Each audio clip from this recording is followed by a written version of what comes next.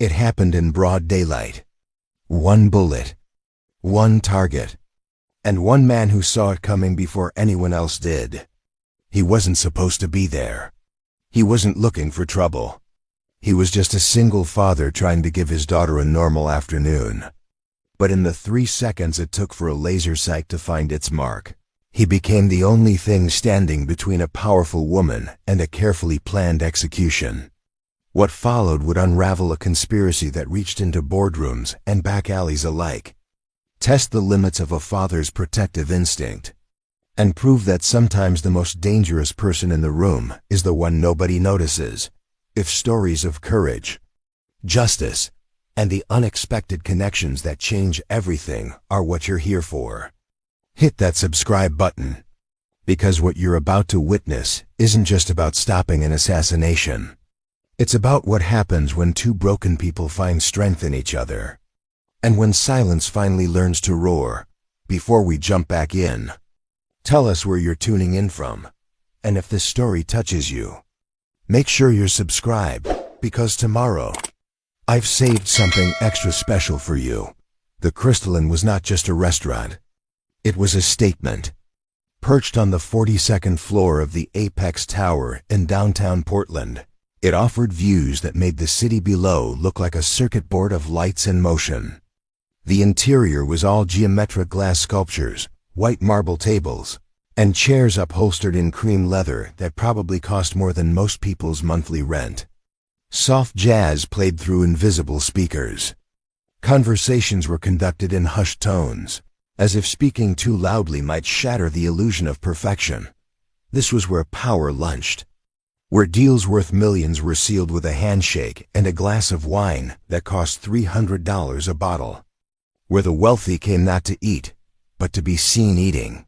And tonight, at table 14 near the floor-to-ceiling windows, sat Victoria Ashford. She was everything the world expected her to be: poised, elegant, untouchable. At 38, she had built Ashford Renewable Solutions from a small solar panel startup into a green energy empire worth $4 billion. Her face had graced the covers of Fortune, Forbes, and Time. She had been called a visionary, a disruptor, a woman who refused to play by the old rules. She wore a charcoal blazer over a silk blouse the color of winter fog. Her dark hair was pulled back into a sleek bun. Diamond studs glinted at her ears, subtle but unmistakable. Her phone lay face down on the table. She hadn't checked it in 20 minutes. That alone was unusual. She was waiting. Across from her sat two men in expensive suits. Gerald Pemberton, CFO of Orion Capital Group, and his associate, a younger man named Trevor something. Victoria hadn't bothered to remember his last name. They were here to make an offer. The third offer this month. And like the others, she was going to refuse. "Ms. Ashford," Pemberton said, his voice smooth as aged whiskey, "I think you're misunderstanding our intent. This isn't a hostile move. We're offering you a partnership. Full autonomy over operations. You'd retain your title, your office, everything." Victoria took a sip of sparkling water, letting the silence stretch just long enough to make him uncomfortable. "Mr. Pemberton," she said finally, her voice calm but edged with steel, "I've built this company without venture vultures circling overhead. I don't need your capital, and I certainly don't need your board breathing down my neck every quarter." Trevor leaned forward, trying to inject energy into the conversation. "But the market's shifting. Regulatory changes. Supply chain disruptions. Wouldn't it be smarter to have a financial cushion?" Victoria's eyes flicked to him, and he immediately regretted speaking. "Smarter," she repeated, as if tasting the word. "You think I've survived 15 years in this industry by being reckless?" Pemberton raised a hand, a placating gesture. "No one's questioning your competence, Victoria. We're simply saying that sometimes even the strongest players benefit from strategic alliances." "Strategic alliances," she echoed. "Is that what you call it when you acquire 60% of a company's shares and then gut its leadership?" Pemberton's smile didn't falter. but something cold flickered behind his eyes. That's an unfair characterization. It's a factual one. The tension at the table was thick enough to cut. A waiter approached, hesitated, then wisely retreated. Victoria set down her glass. "Gentlemen, I appreciate the effort, truly, but my answer is no. It was no last month. It'll be no next month. Please stop wasting both our time." She stood, gathering her clutch and phone. Pemberton remained seated, his expression unreadable. "You know," he said quietly, "there are consequences to standing alone." Victoria paused, turning back to him. "Is that a threat?" "It's a reality." She held his gaze for a long moment, then turned and walked toward the exit. Her heels clicked against the polished marble floor, each step deliberate and unhurried. She refused to let them see her rattled, but she was. Outside the restaurant, the evening air was cool and sharp. The valet brought her car around, a sleek black Tesla that hummed a life silently. She slid into the driver's seat, exhaled slowly, and allowed herself a moment of honest exhaustion. Her phone buzzed. A text from her assistant. "Board meeting moved to Thursday. Lawson wants to discuss Q3 projections." She typed back a quick acknowledgement, then set the phone in the cup holder. As she pulled out of the garage and into the flow of downtown traffic, she didn't notice the dark sedan that merged into the lane 3 cars behind her. Across town, in a neighborhood far removed from glass towers and marble floors, a different kind of evening was unfolding. Cole Freeman stood in the kitchen of his small 2-bedroom apartment, stirring a pot of spaghetti sauce while his 10-year-old daughter, Sophie, sat at the table doing homework. The kitchen was cramped but clean. The walls were painted a soft yellow that Sophie had picked out 2 years ago. A Spider-Man magnet held a grocery list to the fridge. A ceramic mug that read, "World's Okayest Dad," sat beside the sink. "Dad," Sophie said without looking up from her math worksheet, "what's 8 times 7? What do you think it is?" Cole asked, not turning around. 56. "Then why are you asking me?" She grinned. "Just checking if you're paying attention." Cole chuckled, shaking his head. "You're too smart for your own good. Mom used to say that too." The words hung in the air for a moment, soft but heavy. Cole kept stirring the sauce, his jaw tightening slightly. It had been 3 years since the accident. 3 years since a drunk driver had run a red light and taken Emily from them. 3 years of learning how to be both father and mother, how to braid hair and sign permission slips, and explain why sometimes life wasn't fair. He glanced over his shoulder at Sophie. She was bent over her homework, pencil moving steadily across the page. She had Emily's eyes, dark and thoughtful. Sometimes when she looked at him a certain way, it felt like his wife was still in the room. "All right," he said, turning off the stove. "Dinner's ready. Go wash your hands." Sophie hopped off her chair and headed to the bathroom. Cole drained the pasta, plated 2 servings, and set them on the table. Nothing fancy. Just spaghetti with marinara and a side of garlic bread.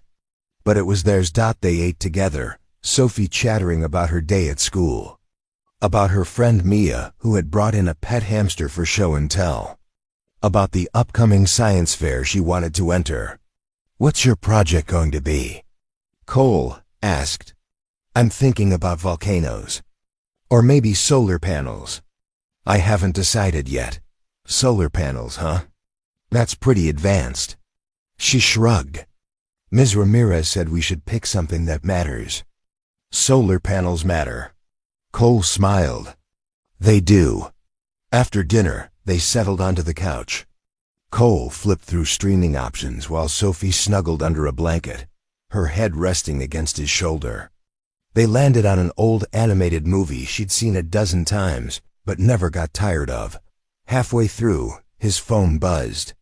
A text from his buddy Derek. "Still on for the game tomorrow?" Cole typed back, "Yeah, Sophie's going to her friends. I'm free." Derek responded with a thumbs-up emoji. Cole set the phone down and wrapped an arm around his daughter.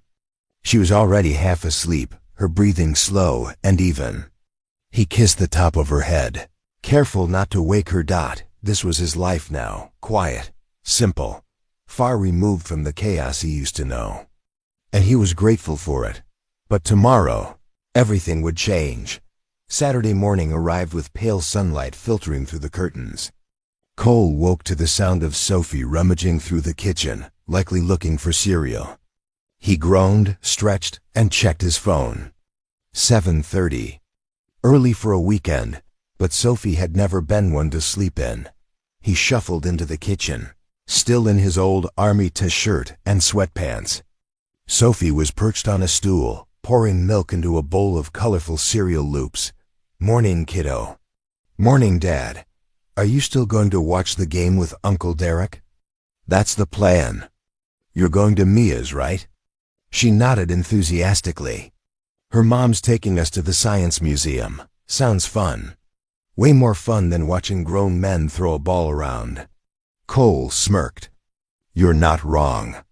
An hour later, after dropping Sophie off at her friend's house, Cole found himself driving toward Pioneer Square, where he'd agreed to meet Derek at a sports bar. The streets were busy with weekend shoppers and tourists snapping photos of the waterfront. He parked in a public garage and walked the 2 blocks to the bar. It was a loud, crowded place with big screens mounted on every wall and the smell of fried food heavy in the air. Derek was already there, waving from a booth near the back. Preparing and narrating this story took us a lot of time, so if you are enjoying it, subscribe to our channel. It means a lot to us. Now back to the story. "Freeman," Derek called, grinning wide. "Thought you'd bail on me. And miss you crying when your team loses?" "Never." They ordered wings and beer, settling in as the pregame show started. Derek worked in construction now, but he and Cole had served together overseas. They didn't talk about those days much anymore. Didn't need to. Some things were better left in the past. But as the game kicked off and the crowd around them cheered, Cole felt his phone buzz in his pocket.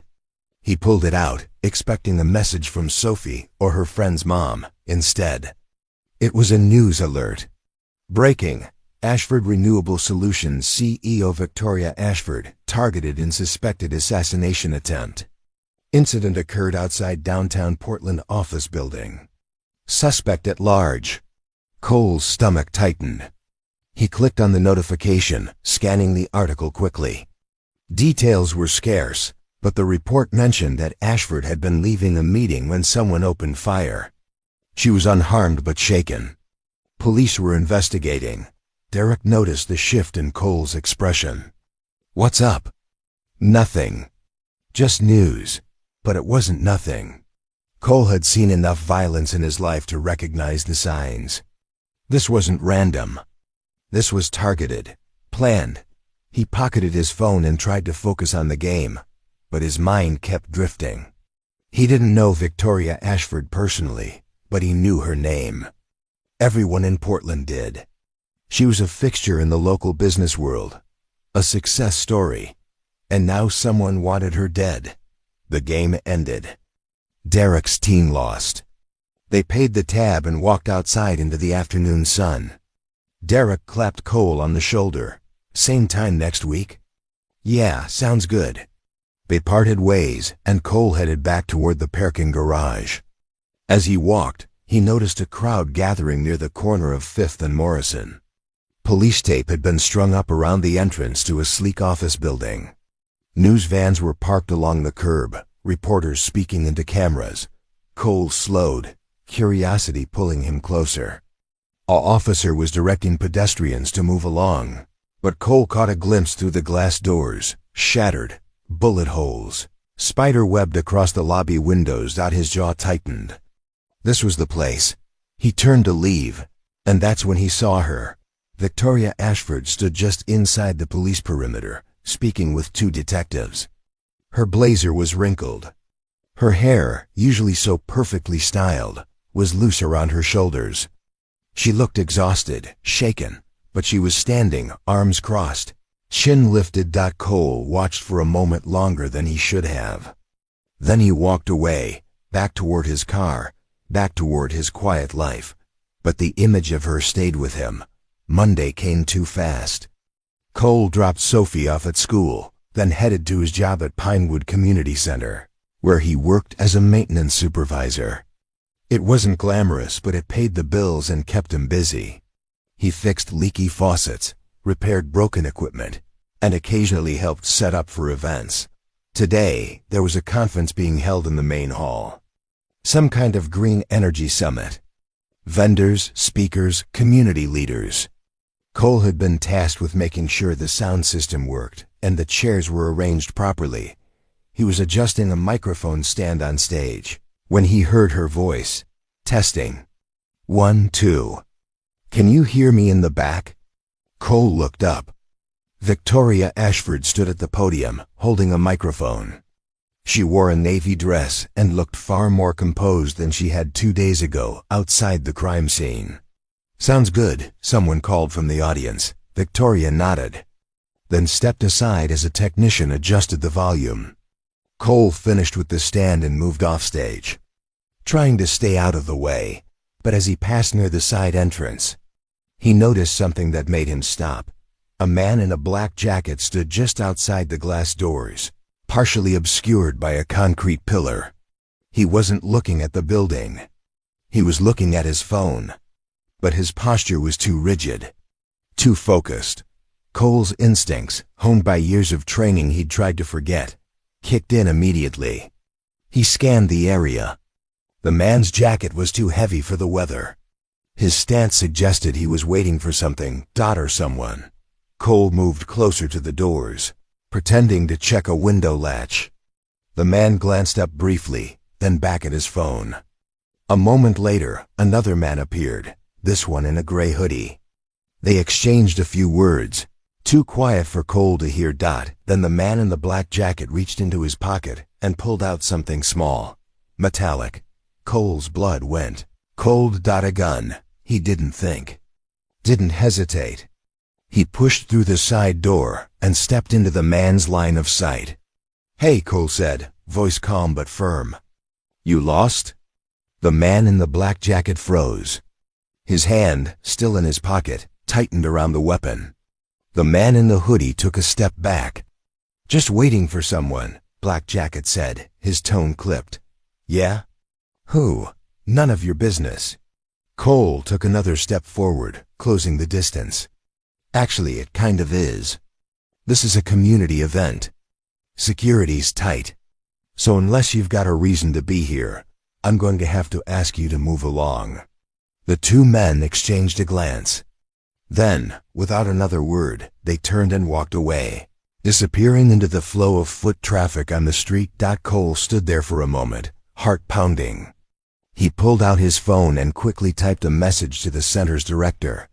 "Suspicious activity outside main entrance. 2 men, 1 armed. They left, but keep an eye out." Then he went back inside. The conference continued without incident. Victoria delivered her keynote speech, talking about the future of renewable energy and the importance of community investment. Her voice was steady, confident. If she had any idea how close danger had been, she didn't show it. But Cole knew. And as he stood in the back of the hall, watching her speak, he realized something unsettling. Whoever wanted her dead wasn't going to stop. The conference ended just after 3 in the afternoon. Attendees filtered out through the main doors, shaking hands, exchanging business cards, discussing solar subsidies and wind farm investments. Cole watched from his position near the stage, pretending to coil audio cables while keeping an eye on the exits. Victoria Ashford was still inside, speaking with a small group of city council members near the refreshment table. She smiled politely, nodded at the right moments, but Cole could see the tension in her shoulders, the way her eyes occasionally darted toward the windows. She was on edge. Smart. He finished packing up the equipment and wheeled the cart toward the storage room. As he passed the main entrance, He caught sight of the security guard, an older man named Pete who spent most of his shifts reading paperback mysteries. "Pete," Cole said, keeping his voice low, "you see those two guys I texted about?" Pete looked up from his book. "The ones in black and gray?" "Nah, haven't seen them come back." "You really think they were trouble?" "I know they were." Pete frowned. "Should I call it in?" "Already did. Just keep your eyes open." Cole continued toward the storage room, but something gnawed at him. A feeling he'd learned to trust during his years in reconnaissance. The kind of feeling that saved lives. He stored the equipment, locked the closet, and walked back toward the main hall. Most of the attendees had left. Victoria was gathering her notes from the podium, sliding them into a leather portfolio. Her assistant, a young woman with red hair and a Bluetooth earpiece, stood nearby typing rapidly on a tablet.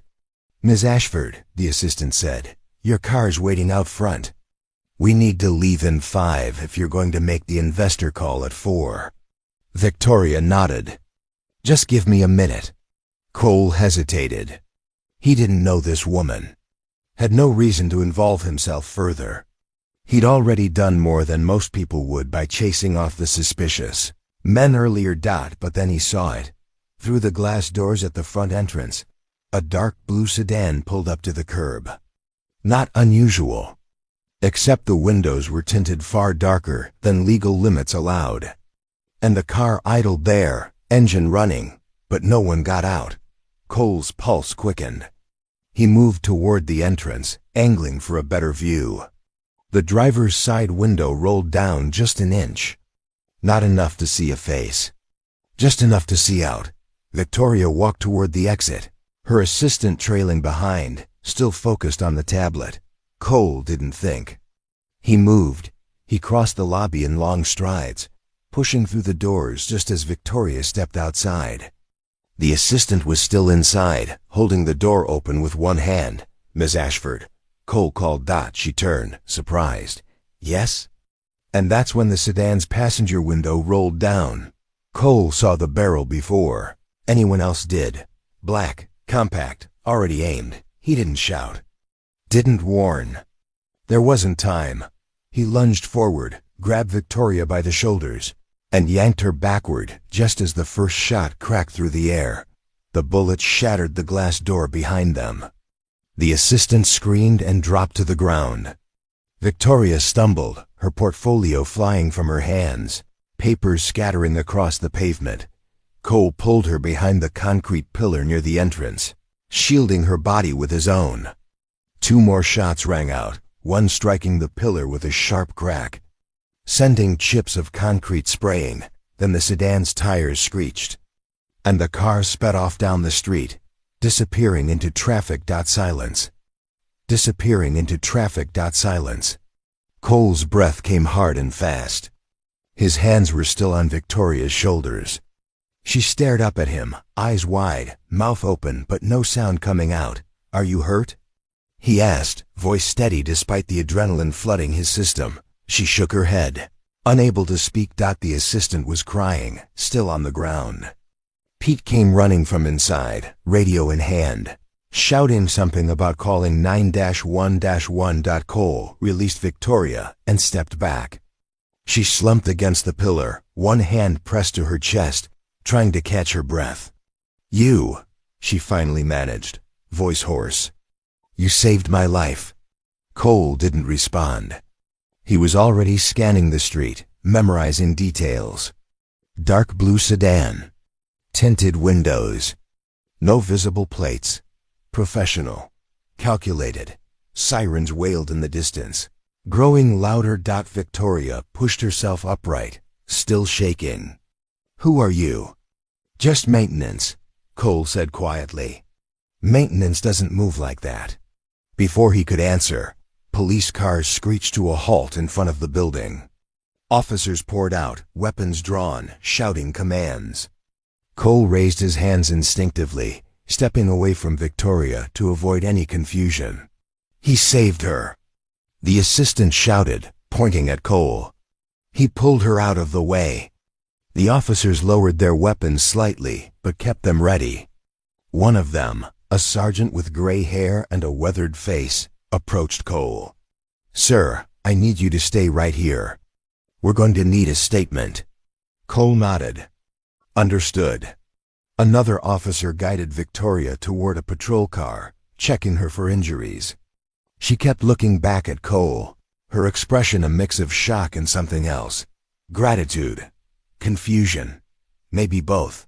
Paramedics arrived. The assistant was checked for injuries, but was physically fine, just rattled. The shattered glass was cordoned off with yellow tape. Detectives began taking photos, collecting evidence. Cole gave his statement. Described the sedan. The shots. The angle of fire. He left out the part about his military background. Didn't mention the two men from earlier. Just stuck to what happened in those critical seconds. The sergeant studied him carefully. "You former law enforcement?" "Something like that." "Well, you've got good instincts." Most people freeze. Cole said nothing. After an hour, they let him go. He walked back inside the community center, retrieved his jacket from his locker, and headed toward the parking lot. His hands were steady now, but his mind was racing. This wasn't random. This was the second attempt in less than a week. Someone wanted Victoria Ashford, dead badly enough to try again in broad daylight. And they weren't going to stop as Cole reached his truck. He heard footsteps behind him. "Wait." He turned. Victoria stood there, her assistant a few steps behind. She'd composed herself, but her eyes were still rimmed with red. "I didn't get your name," she said. Cole Freeman, Cole." She repeated it, as if committing it to memory. "Thank you. I don't know how you saw that coming, but thank you. Just paying attention. Most people don't." He nodded, unsure what to say. Victoria glanced back at her assistant, then stepped closer, lowering her voice.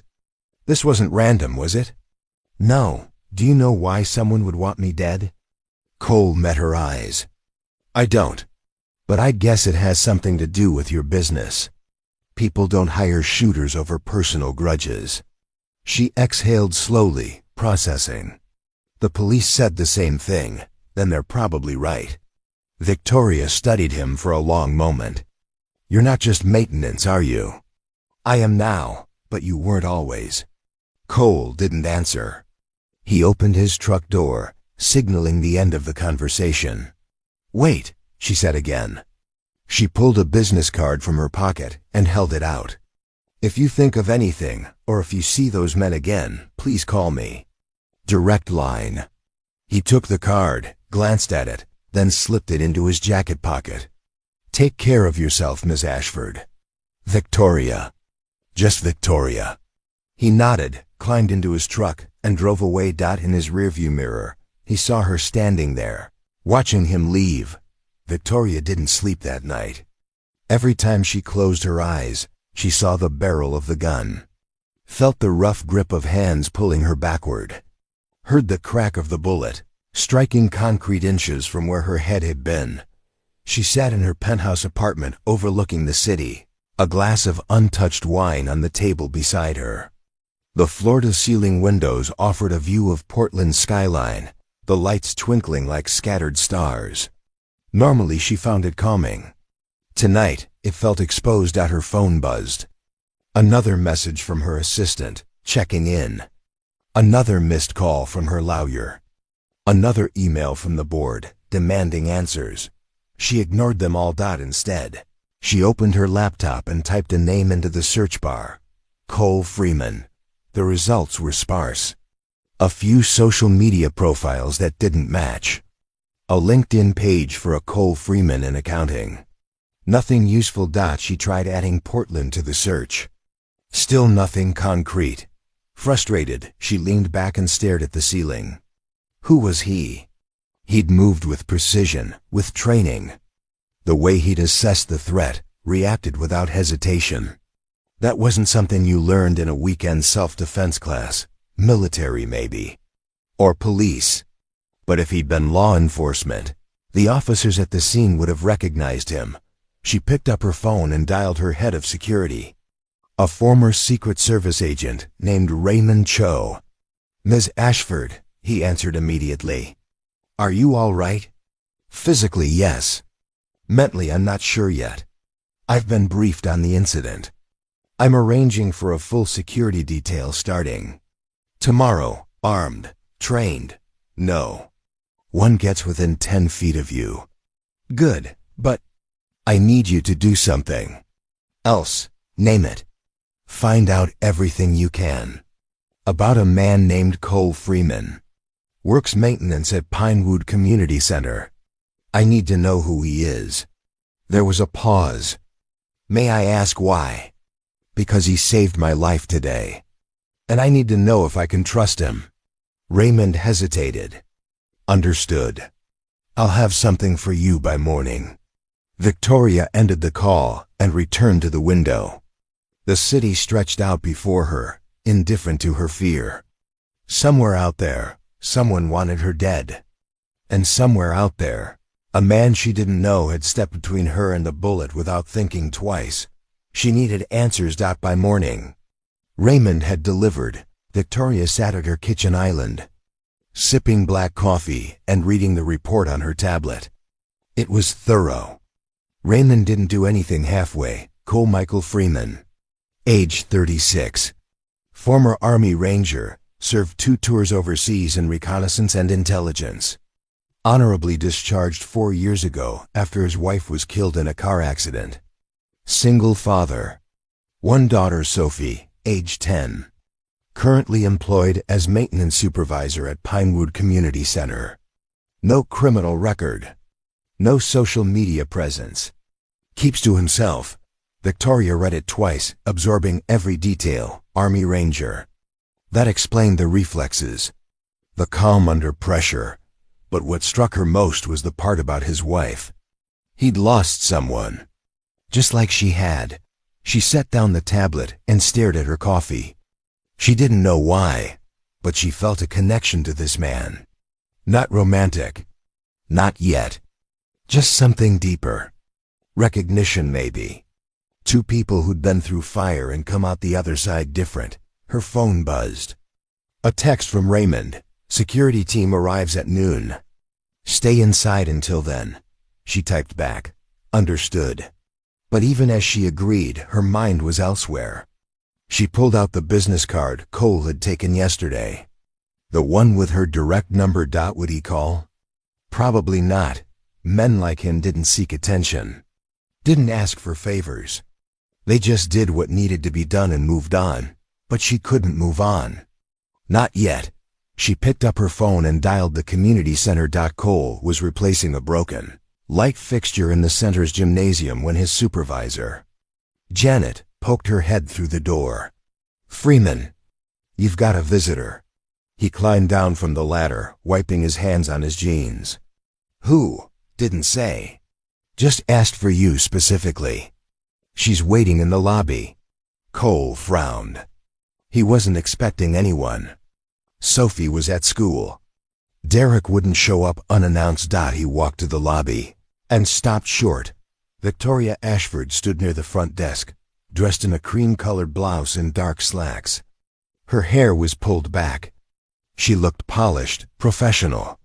But her eyes carried the weight of someone who hadn't slept. "Ms. Ashford," Cole said, surprised. "Victoria," she corrected gently. "Do you have a minute?" He glanced back toward the gym. "I'm on the clock. I'll make it quick."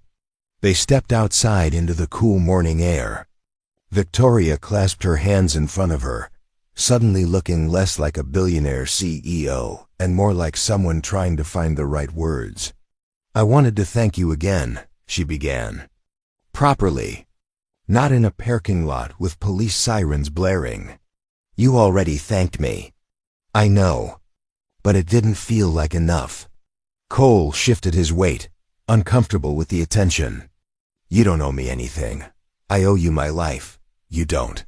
She studied him, tilting her head slightly. "Why did you do it?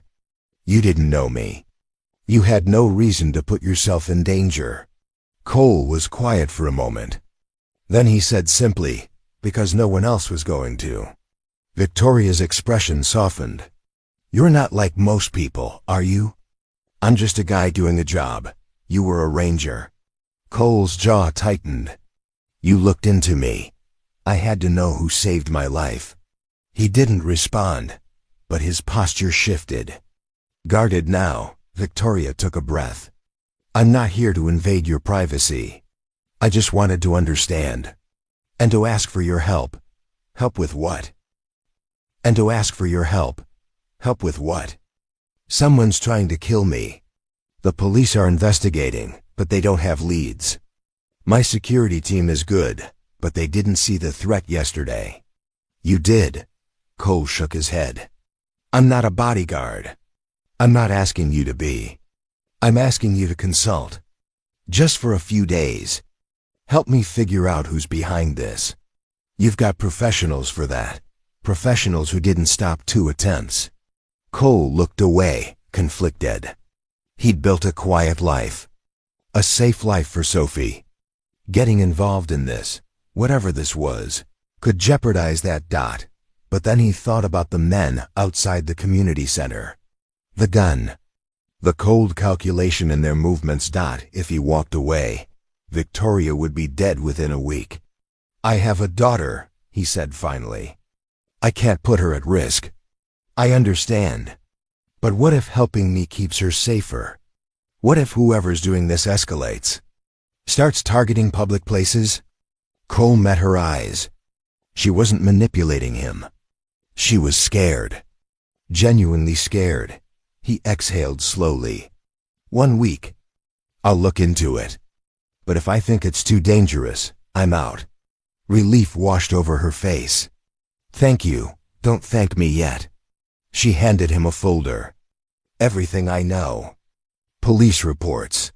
Threatening emails. Business rivals. It's all in here.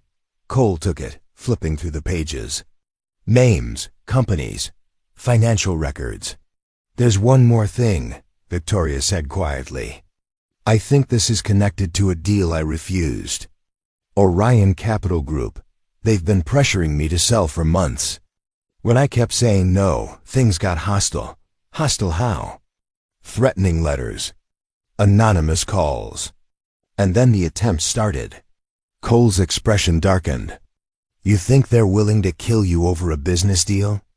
I think they're willing to do whatever it takes to get what they want. He closed the folder. Then we need to find proof. We? You want my help or not? A small smile crossed her lips. The first genuine one he'd seen. Yes, I do. Then let's get to work. The coffee shop was quiet at 9 in the morning. Most of the rush had cleared out, leaving behind a scattering of students with laptops and retirees reading newspapers. Cole sat in the corner booth, the folder Victoria had given him spread across the table.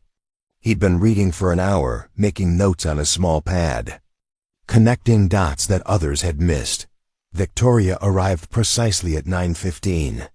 Wearing sunglasses despite the overcast sky and a navy jacket that probably cost more than Cole's monthly rent. She slid into the seat across from him, glancing around nervously before removing the sunglasses. Anyone follow you? Cole asked without looking up. My security team is outside. 3 cars back. He finally met her eyes. That's not what I asked. She paused. I don't think so. You need to know, not think. Then no. No one followed me. Cole nodded and pushed the folder toward her. I've gone through everything. The threatening emails are generic. Professional, but untraceable. Sent through VPNs and anonymous servers. Whoever's behind this knows what they're doing. What about Orion Capital? On paper, they're clean. But I did some digging. Orion's CEO, Gerald Pemberton, has ties to a private security firm called Titan Solutions. They operate internationally. Officially, they provide corporate security. Unofficially, they've been linked to intimidation tactics in 3 countries. Victoria's face paled. You think Pemberton hired them? I think it's worth investigating. Titan Solutions has an office here in Portland. Industrial District. I want to take a look. That sounds dangerous. It is. Which is why you're not coming. She leaned forward. This is my life they're trying to take. I'm not sitting on the sidelines. Victoria, Cole said, his voice firm but not unkind, you're a target. Every time you step outside, you're vulnerable. Let me handle this part. She wanted to argue. He could see it in the set of her jaw, the fire in her eyes. But she also knew he was right. Fine, she said reluctantly. But I want updates. Every step, deal. Cole closed the folder and stood. Stay with your security team. Don't go anywhere alone. Not even to get coffee. Where are you going? To ask some questions. He left the coffee shop and drove across town toward the industrial district, a stretch of warehouses and shipping facilities near the river. Titan Solutions was listed at a nondescript building with no signage, just a number on the door. Cole parked a block away and approached on foot, hands in his pockets, posture relaxed. He'd done this kind of reconnaissance 100 times overseas. The key was to look like you belonged. He walked past the building once, noting the security cameras, the reinforced door, the lack of windows on the ground floor. Then he circled around to the back, where a loading dock sat empty. A man in a black jacket stood near the dock, smoking a cigarette. He was broad-shouldered, ex-military by the look of him. Cole recognized the type. Help you? The man asked, his tone flat. Cole smiled easily. Looking for Titan Solutions. Heard they were hiring. The man exhaled smoke, studying him. We don't hire off the street. Fair enough. Just thought I'd ask. Cole turned to leave. But not before memorizing the man's face, the way he carried himself. The bulge under his jacket that suggested he was armed. Back in his truck. Cole pulled out his phone and typed notes. One guard. Armed. Professional demeanor. Building secured. No visible activity. He needed more. That evening, Cole picked Sophie up from school. She climbed into the truck with her backpack slung over one shoulder, chattering about her day. We started our science fair projects today, she said excitedly. I picked solar panels like I said. Ms. Ramirez thinks it's a great idea. That's awesome, Soph. You need any help with it? Maybe. I need to figure out how to build a working model. We'll figure it out together. They stopped by the grocery store on the way home. Sophie pushing the cart while Cole grabbed items off the shelves, pasta, vegetables, milk, the mundane rhythm of everyday life. But as they stood in the checkout line, Cole felt it again. That prickling sensation at the back of his neck. He turned slightly, scanning the store.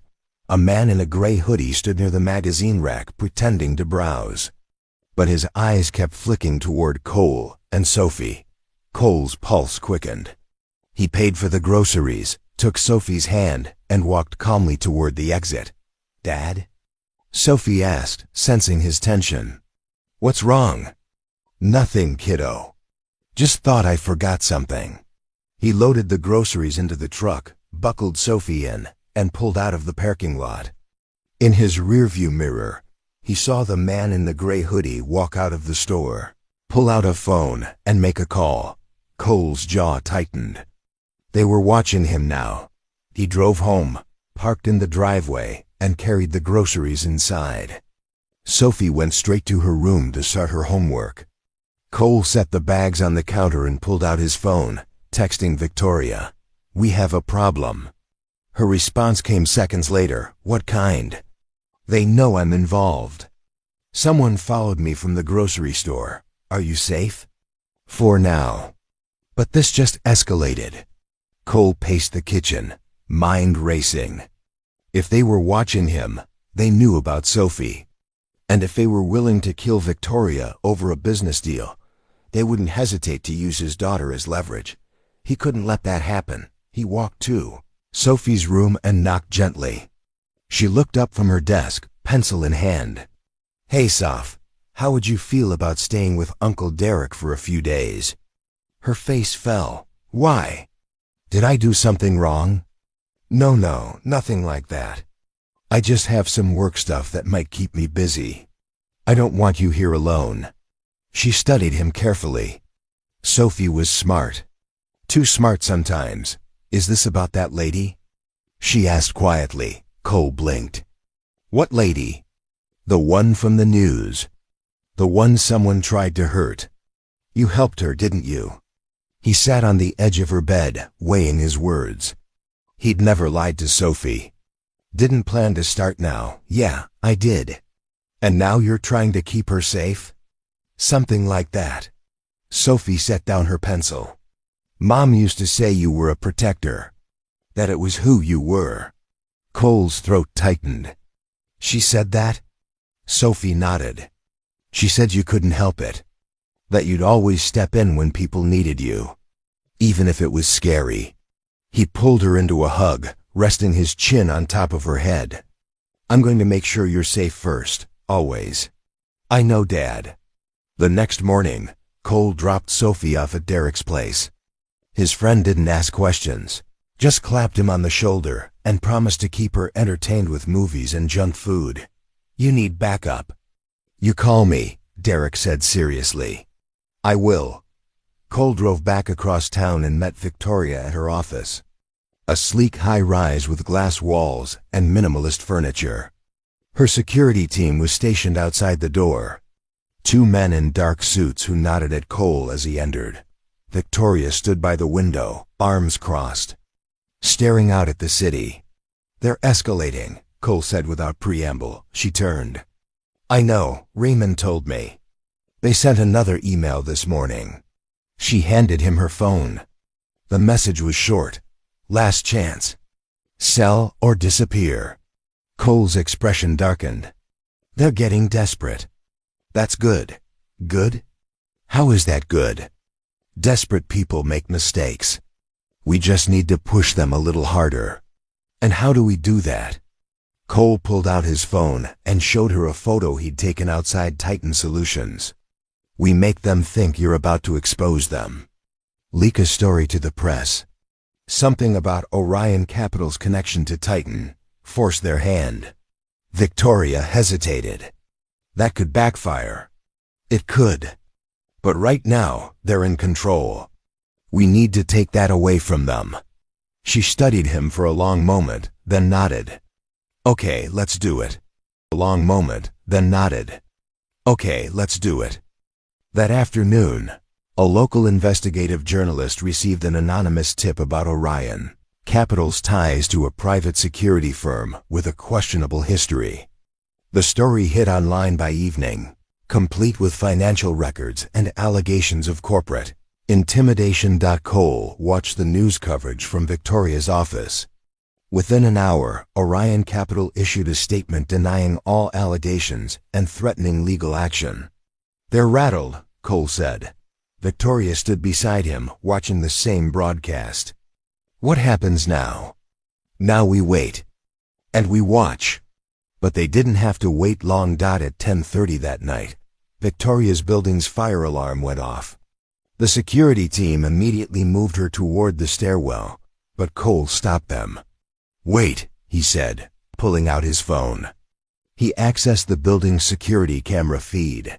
Something Raymond had given him access to earlier. On the screen, he saw them. 3 men in maintenance uniforms entering through the parking garage. They moved with purpose, not panic. It's a distraction, Cole said. They're coming for you. Victoria's face went pale. What do we do? Cole's mind raced.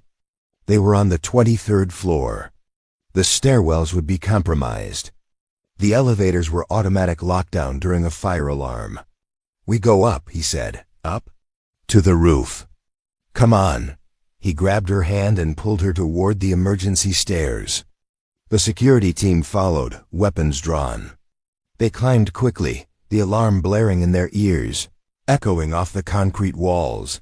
Cole's lungs burned by the time they reached the roof access door.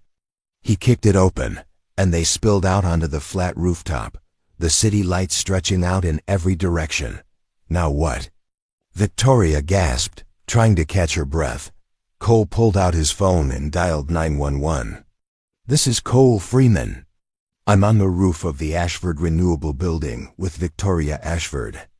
Armed intruders in the building. We need immediate assistance. The dispatcher's voice crackled through. Units are on the way. Stay where you are. Cole hung up and turned to the security team. Cover the door. No one comes through. They nodded, taking positions. Victoria stood beside Cole, shaking but standing. This is insane. Yeah, Cole agreed. But you're still alive. Below, sirens wailed. Police cars screeched to a halt in front of the building. Helicopter searchlights swept across the rooftop dot, and in that moment, standing on top of the world with danger at their heels, something shifted between them. Not romance. Not yet, but trust. Deep and unshakable. Thank you, Victoria whispered. Cole nodded. We're not done yet. The police swept the building floor by floor. It took 40 minutes before they gave the all-clear. By then, Cole, Victoria, and her security team had been escorted down via helicopter to a secure location. A safe house on the outskirts of Portland that Raymond had arranged years ago for exactly this kind of emergency. The house was modest but fortified. Reinforced doors. Security cameras. Panic room in the basement. Victoria sat on the couch in the living room, a blanket wrapped around her shoulders despite the warmth inside. She looked exhausted, shaken, but alive. Cole stood by the window, watching the street. Raymond was on the phone in the kitchen, coordinating with the police. The two other security guards were stationed at the front and back doors. They found the men, Raymond said, walking into the living room. Detained them in the parking garage. All three are refusing to talk. No ID, no phones, professionals. Cole turned from the window. What about Titan Solutions? Police are getting a warrant. Should have it by morning. Victoria looked up. Will that be enough? It's a start, Cole said. But we need more than just hired muscle. We need the person who hired them. Raymond crossed his arms. Pemberton? That's my guess. But we need proof. Something that ties him directly to the attempts. Victoria stood, letting the blanket fall from her shoulders. What if we get him to admit it? Both men looked at her. How? Raymond asked. By making him think he's won. Cole studied her. You want to bait him. I want to end this. I'm tired of running. Tired of being afraid. That's a dangerous game, Cole warned. So is doing nothing. Raymond shook his head. Ms. Ashford, with all due respect, putting yourself in front of Pemberton right now is suicide. Not if we control the environment, Victoria countered. Not if we're ready for him. Cole was quiet for a moment, thinking. Then he said, it could work. But we'd need leverage. Something to make him feel comfortable enough to talk. Like what? Victoria asked. Like making him think you're about to sign. She blinked. Sign what? The deal. Tell him you're ready to sell Ashford Renewable. Arrange a meeting. Somewhere public but controlled. We record everything. Get him to slip. Raymond looked skeptical. That's a lot of assumptions. What if he doesn't take the bait? Then we're no worse off than we are now, Cole said. But if he does, we have him. Victoria nodded slowly. I'll do it, Victoria, Raymond started, but she cut him off. I'll do it, she repeated firmly. Set up the meeting. The next morning, Victoria sent an email to Gerald Pemberton through her lawyer. The message was simple. I'm ready to discuss terms. Let's meet. Pemberton's response came within an hour. Tomorrow, noon, the Harborview Hotel. Conference Room B. Cole read the message over Victoria's shoulder. He's eager. Too eager, Raymond muttered. That's what we want, Cole said. Eager means careless. They spent the rest of the day preparing. Raymond's team swept the conference room at the Harborview Hotel, planting discreet recording devices in the light fixtures and under the table. Cole studied the building layout, identifying exits, blind spots, potential threats. Victoria reviewed her talking points with her lawyer, a sharp woman named Diane Chun who'd been with her since the beginning. "You sure about this?" Diane asked, concern etched on her face. "No," Victoria admitted. "But I don't see another option." That night, Cole sat with Victoria in the safe house kitchen. She was making tea, her hands still trembling slightly. He watched her for a moment, then spoke. "You don't have to do this. We can find another way." She set down the kettle. "There is no other way. You said it yourself. We need him to talk. I also said it's dangerous. Everything about this is dangerous." She turned to face him. "But I'm not backing down. Not anymore." Cole admired that. Her strength. Her refusal to be a victim. "Your daughter," Victoria said suddenly. "Sophie, does she know what you're doing?" "She knows I'm helping someone. She doesn't know the details. You're a good father." "I'm trying to be." Victoria smiled faintly. "Emily would be proud." Cole's jaw tightened. "You read that in the report?" "I did. I'm sorry. I can't imagine losing someone like that." "It changes you," Cole said quietly. "Makes you realize how fragile everything is." "Is that why you stepped in?" "At the community center?" He was quiet for a long moment. Then he said, "I stepped in because I couldn't live with myself if I didn't." Victoria nodded, understanding that they sat in comfortable silence, sipping tea, each lost in their own thoughts. Outside, the city hummed with life, unaware of the storm brewing. The next day arrived too quickly. Cole dressed in plain clothes, a dark jacket over a gray shirt. He carried no weapon. The hotel had metal detectors, and he couldn't risk being flagged. But Raymond's team would be stationed throughout the building, ready to move if things went wrong. Victoria wore a charcoal suit, her hair pulled back. Every inch the composed CEO, but Cole could see the tension in her shoulders. The way her fingers drummed against her thigh in the car. "You ready?" he asked as they pulled up to the hotel. She took a deep breath. "As I'll ever be." They entered through the main lobby. Raymond and two of his team were already inside, positioned near the elevators and conference room hallway. Cole and Victoria took the elevator to the third floor. Conference room B was at the end of the hall. Through the glass door, Cole could see Gerald Pemberton already seated at the table, flanked by two men in suits. Lawyers, probably. Or handlers. Victoria paused outside the door. "What if this doesn't work?" "Then we improvise." She looked at him, and for a moment, he saw fear. Real, raw fear. But then she squared her shoulders, lifted her chin, and walked through the door. Cole followed, taking a seat against the back wall. Pemberton's eyes flicked to him, then back to Victoria. "Ms. Ashford," Pemberton said smoothly, standing to shake her hand. "I'm glad you've come to your senses." Victoria sat across from him, folding her hands on the table. "Let's skip the pleasantries, Gerald. You know why I'm here. To finalize the sale, I hope. To understand why you tried to have me killed." The room went silent.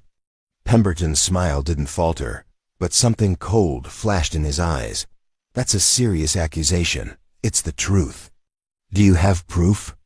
Victoria leaned forward. "I have 3 men in custody who were paid to kill me. I have financial records linking Orion Capital to Titan Solutions. And I have witnesses." Pemberton glanced at his lawyers, then back at Victoria. "This is absurd. We're a legitimate investment firm. You're a criminal organization hiding behind corporate paperwork." His smile finally faded. "Careful, Victoria. Defamation is a serious charge. So is attempted murder." Cole watched the exchange carefully.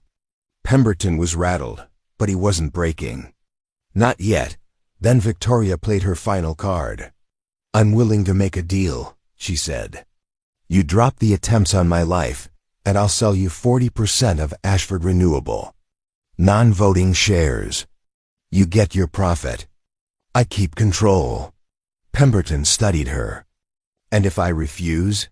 Pemberton studied her. And if I refuse? Then I go to the press with everything. Your firm, your connections, your methods. By the time I'm done, Orion Capital will be radioactive. Pemberton was quiet for a long moment. Then he leaned back in his chair and laughed. A cold, hollow sound. You think you're clever, he said. But you're just desperate. I'm determined. There's a difference. He stood, buttoning his jacket. You have until Friday to reconsider. Otherwise, we'll proceed as planned. Proceed with what? Victoria asked, her voice steady. Pemberton smiled. With acquiring your company. One way or another. He walked out, his lawyers following. The door closed behind them, and Victoria exhaled slowly. Cole stood. Did you get it? Raymond's voice crackled through the earpiece Cole wore. Every word. That last line is enough for intent. We've got him. Victoria looked at Cole, relief flooding her face. We did it. Not yet, Cole said. But we're close. Outside the hotel, police were already moving into position. Within the hour, Gerald Pemberton would be arrested. Titan Solutions would be raided. And the conspiracy that had nearly cost Victoria her life would finally unravel. But as Cole walked Victoria back to the car, he couldn't shake the feeling that this wasn't over. Not yet. The arrest happened at 3:45 in the afternoon. Gerald Pemberton was walking out of Orion Capital's headquarters when federal agents surrounded him on the sidewalk. Cameras caught everything. His look of shock. The handcuffs. The perp walked to the waiting vehicle. By evening, every news station in Portland was running the story. Billionaire investor arrested in assassination plot. Corporate conspiracy unravels. CEO Victoria Ashford safe after months of terror. Cole watched the coverage from the safe house living room. Victoria sat beside him, phone buzzing constantly with calls from reporters, board members, investors. She ignored them all. It's really over, she said quietly. The immediate threat is, Cole replied. But the trial will take months. Maybe longer. I know. But at least I can breathe now. Raymond walked in, holding a tablet. Ms. Ashford, the district attorney wants to meet with you tomorrow. They'll need your testimony for the grand jury. Victoria nodded. I'll be there. There's something else, Raymond continued. During the raid on Titan Solutions, they found records. Payments going back 18 months. Pemberton didn't just target you. There were others. Business owners who refused to sell. Politicians who wouldn't cooperate.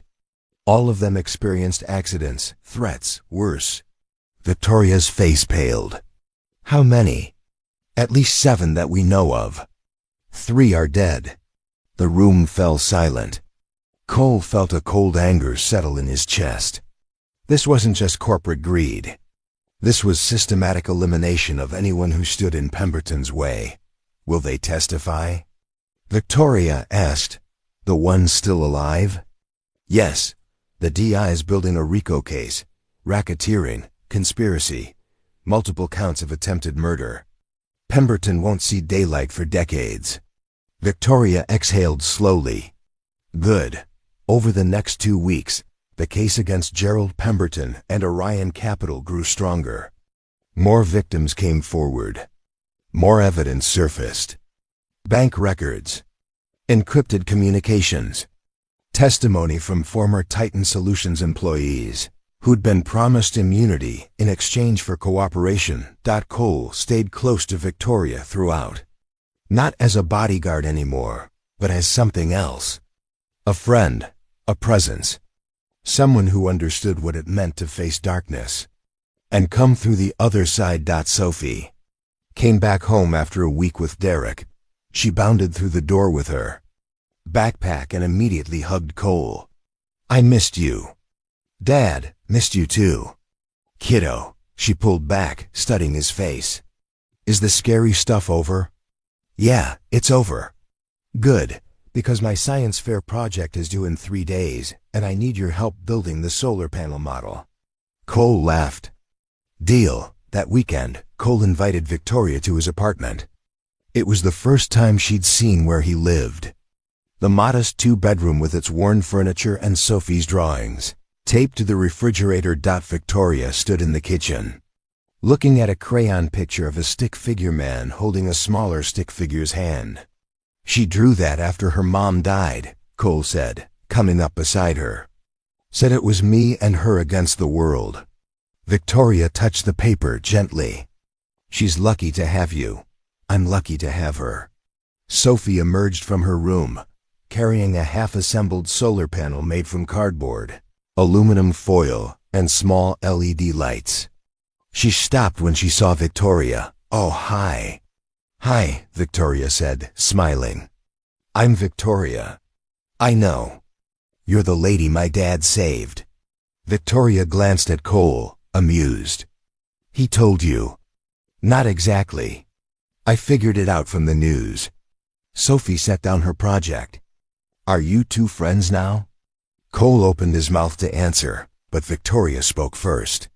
Yeah, we are. Sophie grinned. Cool. Want to help with my science project? And so, for the next 2 hours, the three of them sat at Cole's small kitchen table, assembling a working model of a solar panel. Victoria, despite her expertise in renewable energy, let Sophie take the lead, offering suggestions, but never taking over. Cole watched them work together. Something warm and unfamiliar settling in his chest. Maybe, he thought. This was what moving forward looked like. The trial began 6 weeks later. The courthouse was packed. Reporters lined the steps outside. Security was heavy. Cole sat in the gallery, watching as Victoria took the stand. She wore a navy suit, her posture straight, her voice steady. She recounted everything. The first attempt outside her office. The shooting at the community center. The men in her building. The fear that had consumed her life for months. And then she talked about Cole. He didn't know me, she said, her voice clear. He had no reason to help. But he did. Without hesitation. Without asking for anything in return. He reminded me that there are still good people in this world. People who stand up when it matters. Cole shifted uncomfortably in his seat. He didn't like the attention. Didn't want to be called a hero. He'd just done what needed to be done. But as Victoria spoke, he realized something.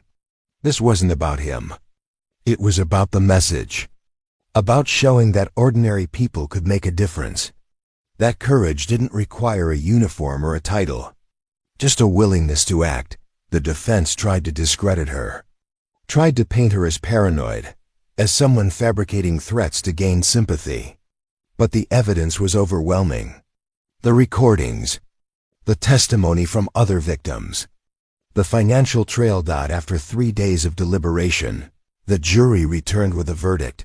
Guilty on all counts. Gerald Pemberton stood as the verdict was read, his face expressionless. But Cole saw it. The moment his composure cracked. The realization that he'd lost everything. Outside the courthouse, Victoria stood at a podium surrounded by microphones. Cole stayed back, near the edge of the crowd. Today, Victoria began, justice was served. Not just for me, but for everyone who's ever been bullied, threatened, or silenced by those with more power. This case proved that no one is above the law. That courage and truth will always prevail. She paused, scanning the crowd until her eyes found Cole. And I want to thank the man who saved my life. Who stepped in when no one else would. Who reminded me that strength doesn't always roar. Sometimes it whispers.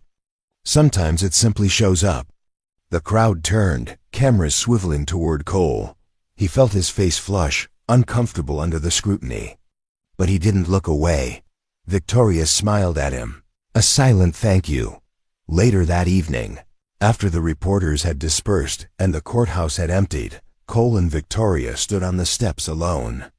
The sun was setting, painting the sky in shades of orange and pink. "You didn't have to mention me," Cole said. "Yes, I did. You deserve recognition. I don't need it. Maybe not. But Sophie does. She should know that her father is a hero." Cole was quiet. Then he said, "She already knows." Victoria laughed softly. "Fair point." They stood in comfortable silence, watching the city transition from day to night. "What happens now?" Cole asked. "Now? I rebuild. Get back to work. Try to remember what normal feels like. Good luck with that." She turned to him. "What about you? Back to fixing light fixtures and unclogging drains?" Cole shrugged. "It's honest work." "It is. But you're capable of more." "Maybe, but maybe I'm right where I need to be." Victoria studied him for a long moment. Then she reached into her bag and pulled out an envelope. "What's this?" Cole asked. "A job offer. Head of security for Ashford Renewable. Full benefits. Salary that would let you give Sophie everything she deserves." Cole stared at the envelope, then at her. "Victoria, I can't." "Why not?" "Because I'm not that person anymore. I left that life behind." "You never left it behind," she said gently. "You just channeled it differently. This isn't about going back to who you were. It's about using your skills to protect people who need it. Legally, ethically, making a real difference." Cole didn't open the envelope, but he didn't hand it back either. "Think about it," Victoria said. "No pressure. But the offer stands." She walked down the steps toward her waiting car, leaving Cole alone with his thoughts. 3 months later, the Cole Freeman Community Safety Initiative launched quietly in a renovated building on the east side of Portland. The space had once been a shuttered boxing gym, but now it was something more. Something vital. The walls were painted a warm cream color. Mats covered the floor. Punching bags hung from reinforced beams. But this wasn't just a gym. It was a sanctuary. A place where people could learn to protect themselves, to stand up, to fight back against fear. To stand up, to fight back against fear. Victoria stood near the entrance, watching as the first class filed in. Single mothers, teenagers, elderly residents from the neighborhood. People who'd been victims. People who refused to be victims anymore. Cole stood at the front of the room in a plain black t-shirt and cargo pants. No uniform. No rank. Just himself. "Welcome," he said, his voice carrying easily through the space. "You're here because you want to feel safer, stronger, more capable. And I'm here to help you get there." He paused, letting his words settle. "I'm not going to teach you to be soldiers. I'm going to teach you to be aware. To recognize danger. To respond effectively. Most importantly, I'm going to teach you that you have the right to defend yourself. That you don't have to be a victim." A woman in the front row raised her hand. "What if we freeze? What if we can't fight back?" Cole met her eyes. "Then we practice until freezing isn't your first response. It's not about being fearless. It's about acting despite the fear." The class nodded, and they began. Victoria watched from the sidelines, a smile playing at her lips. She'd funded the initiative, provided the building, hired instructors. But Cole was the heart of it. The reason it worked. After the class ended, Cole walked over to where she stood. "Good turnout," he said. 23 people. More than we expected for the first week. Word spreading. "It is. There's a waiting list for next month's session." Cole shook his head amazed. "Never thought I'd be doing this, but you're good at it." "I'm still figuring it out."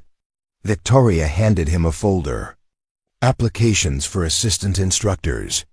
Raymond vetted them. All former law enforcement or military. All good people. Cole flipped through the pages, Faces, backgrounds, skills, each one someone who wanted to give back. To help others the way he was helping. "This is really happening," he said quietly. "It is. And it's because of you." He looked at her. Over the past 3 months, they'd spent more time together. Planning the initiative. Navigating the aftermath of the trial. Building something that mattered. Somewhere along the way, friendship had deepened into something more. Not rushed. Not forced. Just natural. "Thank you," Cole said. "For believing in this. In me. You saved my life, Cole. This is the least I could do. It's more than that. You gave me purpose again. Showed me I could still make a difference." Victoria smiled.